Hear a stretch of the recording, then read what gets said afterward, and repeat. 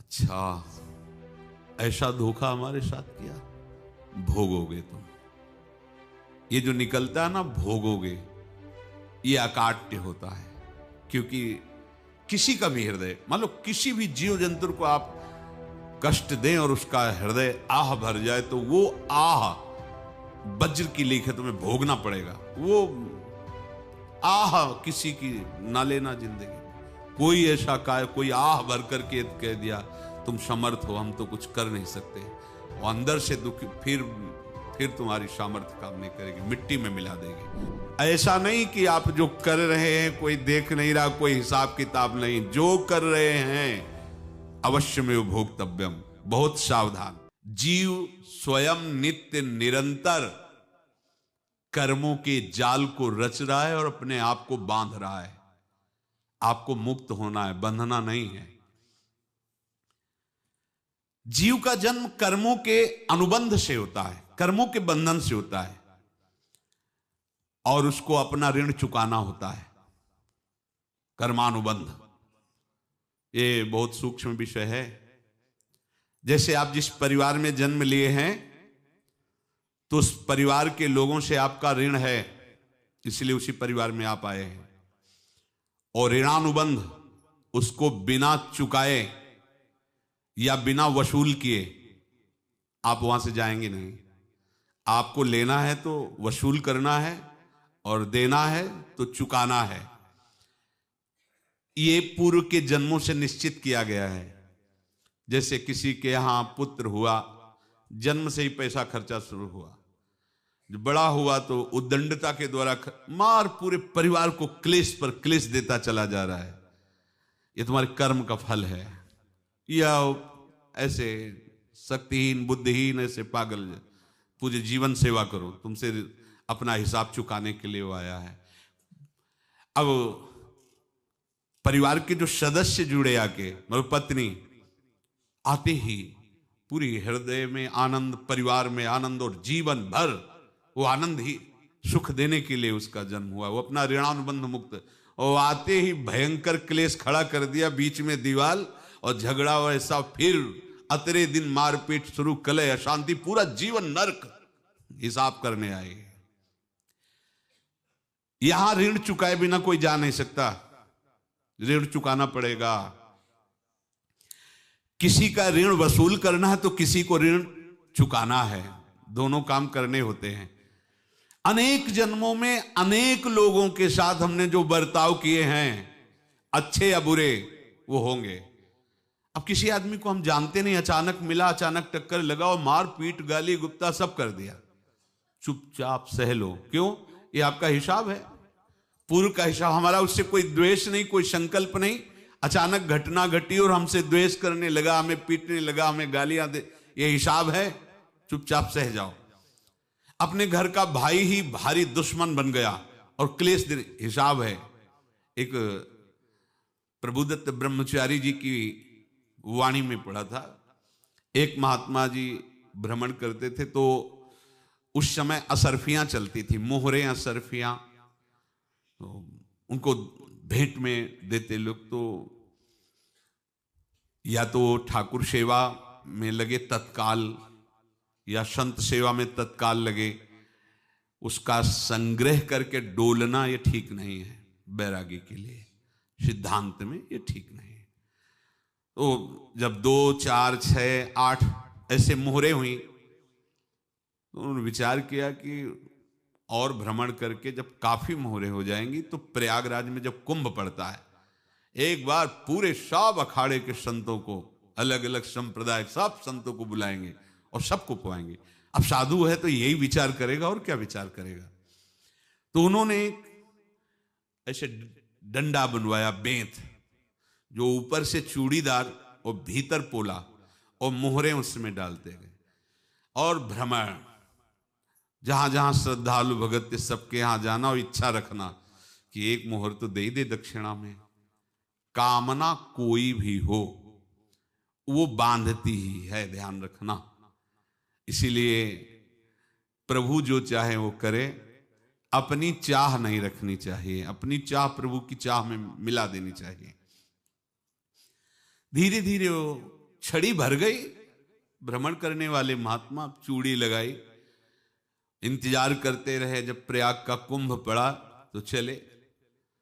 तो रास्ते में एक गांव में पूछा जाता है, जैसे कहीं रुको कि कोई श्रद्धालु ऐसा है जो संत सेवी है।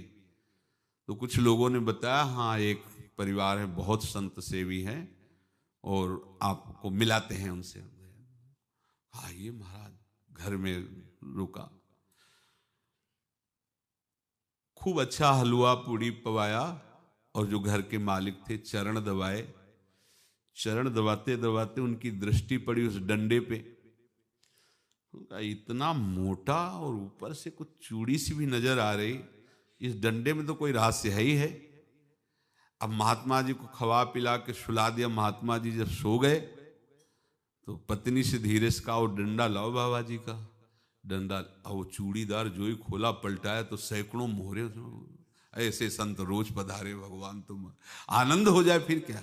पत्नी से कहा, नाप के कंकड़ लाओ। अब वो तो महात्मा जी तो खाए खीर पूड़ी, आराम से सो रहे। रात में पूरी प्लानिंग करके उसमें कंकड़ भर के चूड़ी लगाकर सिराने रख दिया, सारी मोहरें हटा ली। महात्मा जी आराम से छड़ी उठाए तो वजन पक्का। वैसे बड़े लोग चतुर होते हैं, पर ये नहीं जानते कि कर्म कितना भयानक होता है। और उनकी कोई संतान नहीं थी, पर धन में इतना प्रेम उनको था। बहुत सावधान। साधु महात्माओं के पास जो अर्थ है, गृहस्थी अगर आता वहीं से है, पर अगर उसको जोर जबरदस्ती या किसी छल कपट से, तो वो उसका विनाश ही करता है। आज तक का प्रमाण है। अब उनको ये भाव पता नहीं होगा, या पता होगा तो लोभ के कारण वो उसको मान नहीं पाए होंगे।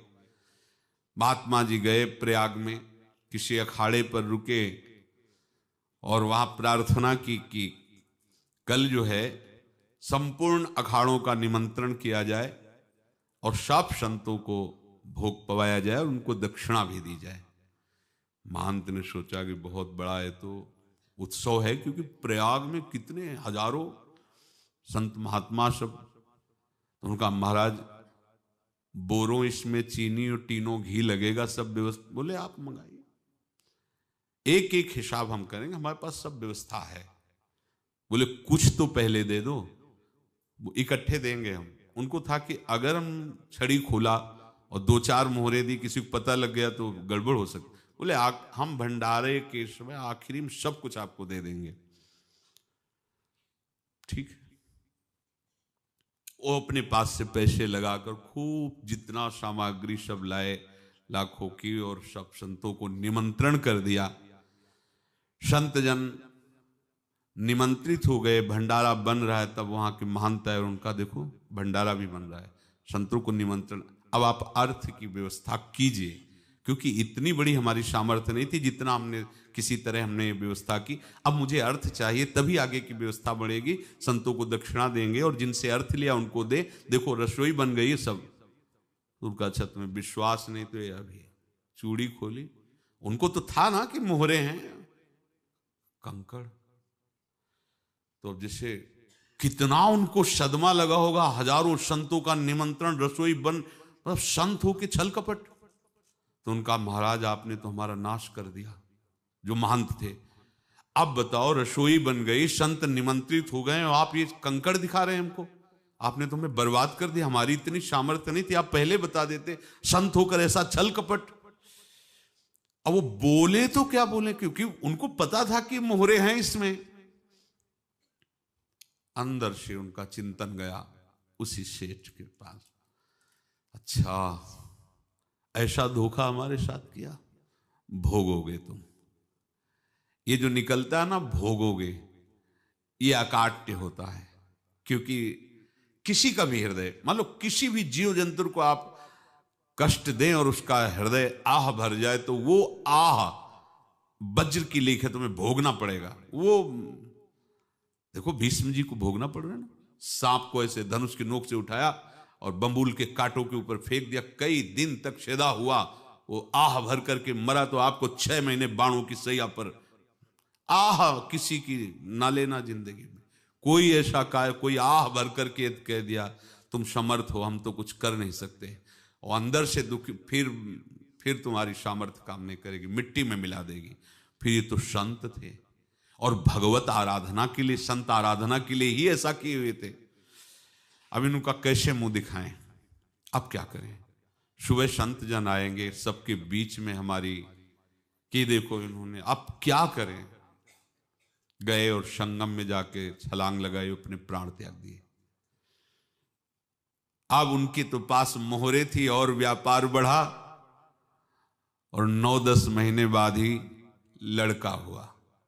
अब तो उनको कि संत फलीभूत हो गया। देखो व्यापार चल रहा, लड़का नहीं होता था, लड़का भी हो गया, बड़ा आनंद छा रहा है। जब से वो प्रकट हुए और धन की वृद्धि शुरू हो गई, पढ़ाई लिखाई में उनके खर्चा हुआ सब, बस बीमारी शुरू हो गई उनके शरीर में। अब उसमें पैसा जाना शुरू हुआ। इतने आसक्त वो दोनों हो गए कि कुछ भी हो, व्यापार ठप, संपत्ति बेचना शुरू। तो उन्होंने कहा कि बेटा मैं क्या कर सकता हूं तुम्हारे लिए? बोले हमारी अंतिम इच्छा है, प्रयाग चलो और जितने प्रयाग में संत महात्मा सबको एक बार भंडारा करवाओ। हमारी इच्छा अंतिम है, क्योंकि अंतिम यही इच्छा थी। तो बोले अब ज्यादा संपत्ति तो नहीं रह गई। तो बोले घर बेच दो, मेरे लिए ही तो है, बेच दो। मुझे लगता मैं बचूंगा नहीं, पर मेरी अंतिम इच्छा पूर्ण कर दो। घर बेच दिया, जेवर बेच दी। वहां गए, जब संत सेवा की तो बोले मुझे संगम तक ले चलो। संगम तक ले गए और बोले समझे तुम चुराए थे और हमने उसको छीना है, कुछ नहीं रह गया तेरे पास कुछ, अब केवल ममता और आसक्ति में जलकर मर और नरक प्राप्त कर। मैं वही महात्मा हूं जिसकी तूने मोहरे ली थी, शरीर छोड़ दिया। महात्मा को जन्म लेना पड़ा और इनको दुर्गति भोगनी पड़ी। ऋणानुबंध होश में, ऐसा नहीं कि आप जो कर रहे हैं कोई देख नहीं रहा, कोई हिसाब किताब नहीं, जो कर रहे हैं अवश्य में भोक्तव्यम। बहुत सावधान। अनेक जन्मों में अनेक लोगों से जो कुछ लिया दिया है, इस लेने देने को मिटा देने के बाद ही तुम मुक्त हो गए। इसीलिए एक उपाय है, लेना न देना, मगन रहना। क्या? मालिक को समर्पित हो जाओ, मालिक को अपना माना हुआ समर्पित कर दो, खत्म। अहम त्वाम स्वरूपापेभ्यो मोक्षयिष्यामि, सब खत्म। आगे पीछे लेना देना सब खत्म। एकादश स्कंद में भगवान श्री कृष्णचंद्र जी ने कहा, जो मेरे चरणों का आश्रय लेकर भक्त मेरा भक्ति करता है, उसके पितृ ऋण, मातृ ऋण, देव ऋण, ऋषि ऋण, सब ऋणों से मैं मुक्त कर देता हूं। बस यही एक उपाय है जो इसके बंद करने का उपाय भक्तों के लिए है, वो यही है, भगवान की शरण में होकर अपना माना हुआ पूरा भगवान के अर्पित कर दो। अर्पित करने का तात्पर्य उसमें अहम हटा दो। तो दियम वस्तु गोविंदम तुभ्यमेव समर्पये। जिनसे तुमने सेवा करवाई है उनकी सेवा करनी पड़ेगी, जिनसे तुमने जो कुछ लिया है उनको देना पड़ेगा। ये लेने देने का व्यापार जब तक समाप्त नहीं होगा तब तक तुम्हारा जन्म मरण चलता रहेगा। अब आपको यहां समझना है, यदि आपसे किसी ने पैसे लिए बेईमानी करके नहीं दे रहा है तो आप उसको गाली मत दीजिए, आपने बेईमानी की थी इसलिए आपकी बेईमानी हुई है, ले गया, कोई बात नहीं है, बंधन से मुक्त हुए, जो बोझा था चला गया। उसको ऐसा ना देखे कि ये बेईमान हमारे रुपए मार लिए, अब जो कुछ होगा देखेंगे। अगर आप आगे नया कुछ करते हैं तो फिर आगे का हिसाब आपको भोगना पड़ेगा, ध्यान रखना। ऐसा नहीं है कि आपको भोगना नहीं पड़ेगा। एक ही उपाय है कि अब जो शरीर धारण किए इसी में जो भोग ले, आगे ना होना चाहिए। तो क्या करे? सर्वतो भावेन भगवान की शरण ले ले। ये तो सर्वाणि कर्माणि मयि सन्न्यस्य मत्पराहा अनन्ये नैव योगेन माम ध्यायन्तु उपासते तेषामहं समुद्धर्ता मृत्यु संसार से। ये बड़ा कठिन है पार होना, कोई छोटी मोटी बात है। एक महात्मा बाल्यावस्था से भजन करते थे, शालिग्राम भगवान पास रखते थे और उन्हीं की आराधना करके बस पाठ, नाम, जप और भ्रमण करते थे। यौवन अवस्था थी, गंगा जी के किनारे अपने ठाकुर को विराजमान करके स्नान करने के लिए कपड़ा ही उतार रहे थे कि 90 लोग आ गए, भाला तलवार सब ले, मारो मारो इसको मारो, घेर लिया। तो उन्होंने हाथ जोड़कर कहा हमने क्या अपराध किया, कोई सुन ही नहीं रहा। तो उन्होंने कहा मार तो डालोगे ही आप 90 लोग, हम कोई अस्त्र शस्त्र तो लिए नहीं, एक बार हमें गंगा में डुबकी लगा देने दो और अपने ठाकुर को स्नान करा देने दो, फिर इसके बाद आप मार देना। भगवत इच्छा से वो लोग रुक गए, स्नान किया और अंदर से प्रार्थना की, प्रभु ये क्या लीला है आपकी, आपके सिवा मेरा कोई है नहीं और ये मुझे मारना चाहते हैं।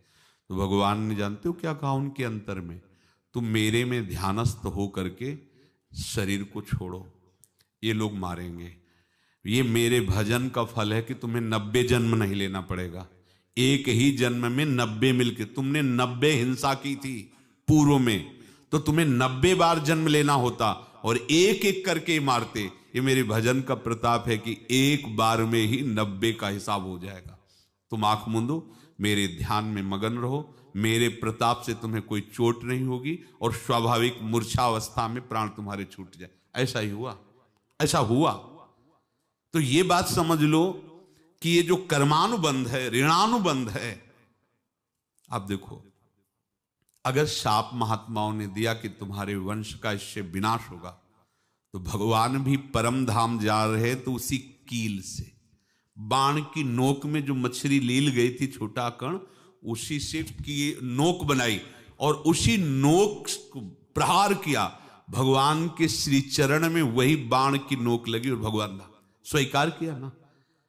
भगवान का बड़ा लीला विचित्र है। अगर छुप करके उधर रामावतार में बात, तो इधर ऐसे स्वीकार किया है भगवान ने। ऐसा कहीं नहीं दिखाया कि मैं भगवान हूं तो मैं अपने लिए, ऐसा नहीं दिखाया। नारद जी का हित किया पर नारद जी ने शाप दिया तो भगवान ने स्वीकार किया। बंदरों ने ही सहायता की, जैसा बोले थे वैसा। ये लीला इस शरीर में भोगनी पड़ेगी। हाँ, ज्यादा को कम में भुगता देंगे, पर अब अगला शरीर ना मिले इसके लिए सर्वतोभावेन भगवान के आश्रित हो जाए। जैसे आपने दुकान फैला रखी है तो उसमें दो काम होते हैं, लेना और देना। किसी को उधार दिया है तो हमें उसे लेना है, और कोई नगद देकर सामान ले रहा है तो उसे सामान देना है, या उधार लिया है तो हमें उधार देना है। अब अगर दुकान बंद करनी है तो तुम्हें देने वालों पर जोर देना है, लेने वालों पर जोर नहीं। लेने वाला तो जाओ हम क्षमा किया, समर्पित किया, हमारा कोई संबंध नहीं, खत्म हो जाए, वो खुशी हो जाएगा। लेकिन देने वाला तुम अगर दुकान भी उठा दोगे तो जहां भी रहोगे तुम्हारे पास वो आएगा, लाइए हमारा। तो देने पर नजर रखिए, जिसका जिसका हिसाब है वो आपके सामने आता जाए, हटाते जाओ। लेने पर नजर मत रखिए और दुकान फौरन उठा दीजिए, नहीं अगर लेते देते रहे तो चलता रहेगा। आगे चलकर कुछ लेना न देना, मगन रहना बस अपने प्रभु के चिंतन में।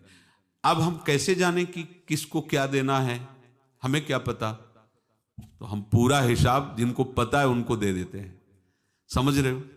उनको पता है क्या लेना है क्या देना है, तो इनके पास पहुंच गए, सरकारी हिसाब से सब बराबर कर देंगे। हमको अपनी जिम्मेवारी इनकी चरणों में समर्पित कर देना है, तभी हम जीवन मुक्त होंगे। ये रहस्य की बात है।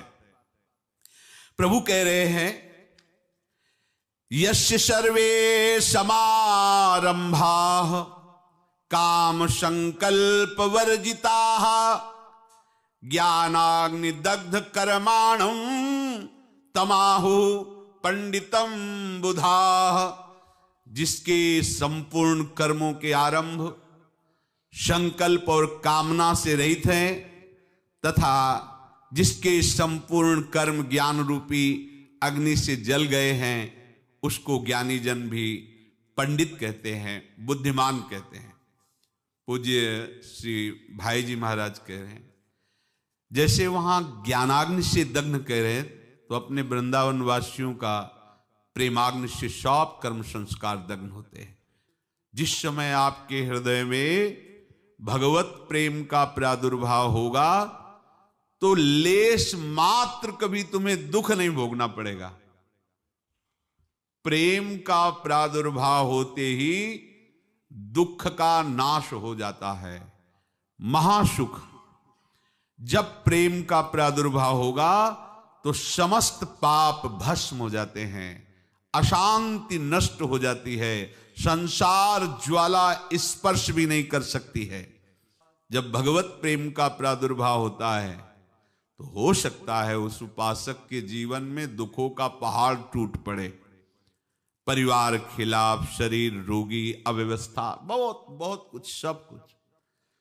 कह रहे हैं इतना सब होने पर भी उसके हृदय में कोई भी दुख नहीं होता। ये ऐसा सामर्थ्यशाली भगवत प्रेम है। भगवान के चरणारविंद का जिसके हृदय में प्रेम है, भारी से भारी दुख भी उनको विचलित नहीं कर सकता।